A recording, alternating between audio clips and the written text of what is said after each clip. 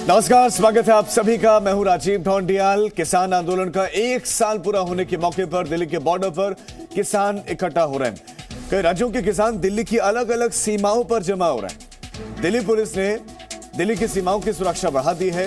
Ghazipur border पर फिर से बैरिकेड लगा दिए गए। लंदन और कनाडा में भारतीय उच्चायोग के सामने प्रदर्शन की इनकी योजना भी है। अब एक सवाल ये है जो राकेश टिकैत बार बार कहते हैं कि ना तो हमने बॉर्डर बंद किए हैं ना ही कुछ और, ये बॉर्डर तो दिल्ली ने पुलिस ने बंद किए हैं। अब सवाल ये है कि फिर बॉर्डर पर आप भीड़ क्यों जुटा रहे हैं, क्या मकसद है आपका?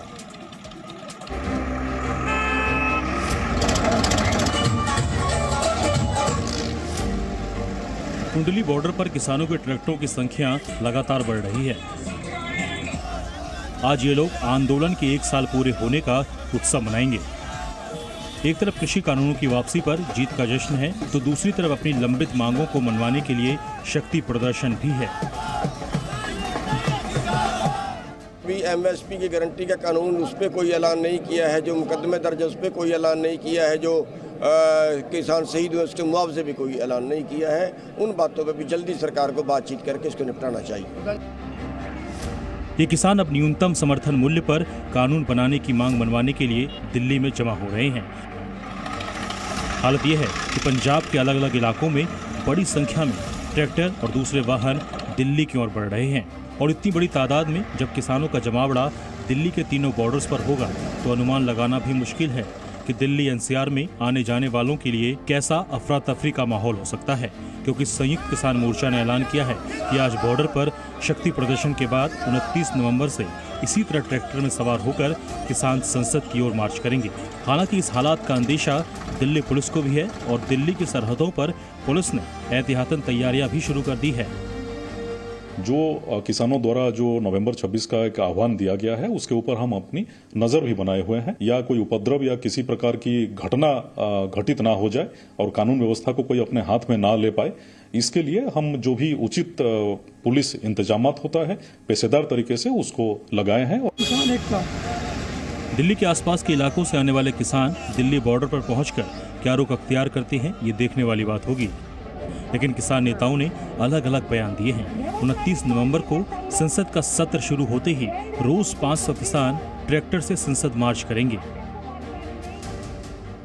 और 29 तारीख को जो रास्ते दिल्ली के खुले हुए हैं उन रास्तों पे को हम 1000 लोग ट्रैक्टरों के साथ में उन रास्तों को जाएंगे। 60 ट्रैक्टर होंगे, 30 ट्रैक्टर गाजीपुर बॉर्डर से और 30 ट्रैक्टर टिगरी बॉर्डर से। किसानों का अब तक का मुद्दा तीनों कृषि कानूनों की वापसी थी। सरकार ने वो ऐलान कर दिया है और संसद का सत्र शुरू होते ही उसे कानूनी जामा भी पहना दिया जाएगा। लेकिन सरकार के बैकफुट पर जाने से किसानों का हौसला बढ़ गया है और अब ये न्यूनतम समर्थन मूल्य से लेकर मेमोरियल तक की मांगे समेट कर बैठे हैं। उत्तर प्रदेश और पंजाब में विधानसभा चुनाव है और किसानों के नाम पर राजनीति करने वालों को किसानों के मुद्दे नहीं, वोट की सियासत सूझने लगी है। नीरज गौड़ और शिवांक मिश्रा के साथ ब्यूरो रिपोर्ट, जी मीडिया। किसानों के ट्रैक्टर दिल्ली की तरफ आ तो रहे हैं। कहने को ये 29 नवंबर से संसद सत्र के दौरान प्रदर्शन करने वाले, लेकिन असली प्लान क्या है ये वही बता सकते हैं जो इसमें शामिल है, क्योंकि ज्यादातर किसानों को ये पता ही नहीं होगा कि आज दिल्ली के बॉर्डर्स पर किसान जब अपनी आधी जीत का जश्न मनाएंगे तो उनकी सॉलिडेरिटी में पूरी दुनिया भर में कार्यक्रम का ऐलान किया गया है। संयुक्त किसान मोर्चा की ओर से बताया गया है कि आज लंदन में इंडियन हाई कमीशन के बाहर 12 से 2 बजे दोपहर तक प्रदर्शन होगा। कनाडा में भी किसानों के नाम पर ही धरना प्रदर्शन होगा।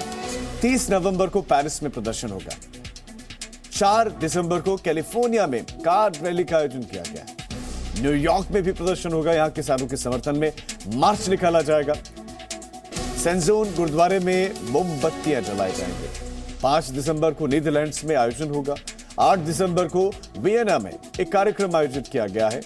वॉशिंगटन, टेक्सास में भी कार्यक्रम आयोजित होंगे। तो देश को बदनाम करने के साजिश अंतर्राष्ट्रीय स्तर पर रचे गए हैं। अब आप देखिए कि वो तीनों कृषि कानूनों को लेकर जो ये धरने पर बैठे थे, बॉर्डर सील किए गए थे, उन कानूनों को वापसी का ऐलान किया गया, उनको वापस लेने का ऐलान हुआ है, लेकिन कार्यक्रम खत्म नहीं हुआ।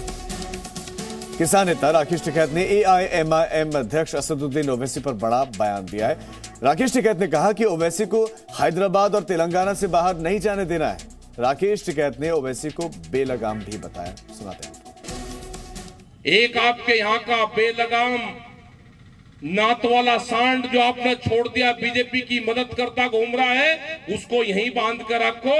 वो देश में सबसे बड़ी बीजेपी की मदद करता है, उसको यहां से बाहर मत जाने दो। वो बोलता कुछ और है, उसका मकसद कुछ और है।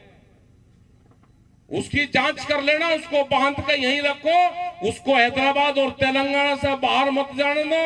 वो वहां पर जाएगा तो बीजेपी की मदद करता है, ये पूरे देश को पता है। उनको बांध कर रखो, यहां बेलगाम सांड है।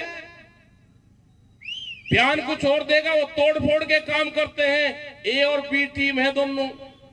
Presenting B News app, available on Google Play and App Store. Download it now.